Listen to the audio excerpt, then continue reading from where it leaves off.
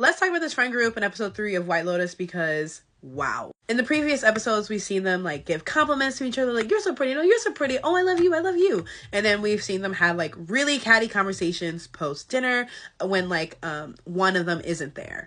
But this dinner was different. It wasn't the welcome dinner and it was a performance dinner. It was actually a dinner where they can actually talk about life and things. Earlier in the episode, like their White Lotus person was like, oh, like if you guys want to do yoga and then if you guys want to have like an energy, like chakras thing, like let me know to schedule it.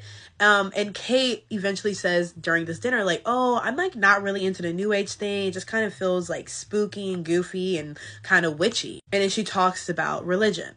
Which is interesting because I did say I think religion is going to play a really big part in this season. So when this happened, I was gagged. But she talks about how she goes to church every Sunday, like down in Texas. And both Jacqueline and Lori had no idea that she did this. And she was like, yeah, it's a little bit more conservative than LA or up in New York. And they're like, oh my God, like it must be like, they're worried for her. They're genuinely worried for their friend. They're like, it must be a lot. Like, it must be really weird being around people like that because I can't imagine. I would feel like a fish out of water. And she was like, what do you mean? Like, why? It doesn't feel awkward. It doesn't feel weird. And then Lori and Jacqueline give these looks to one another. And it's like, And so then Lori just says the quiet part out loud. Like, did you vote for Trump?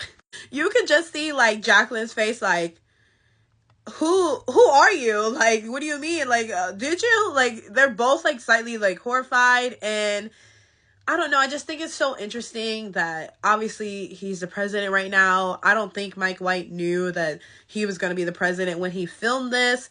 I think this is based off of like the 2020 election, not 2016 election. So, it's very interesting, like having this conversation, this show happening right now, especially with him being president, especially with the current climate of the world. But what just an interesting way to find out that your friend who you thought had the same values as you, who makes it seem like you guys are exactly the same, and also someone who doesn't mind talking shit about the other one when they're not here the most, because she talks the most, was someone that was a Trump supporter.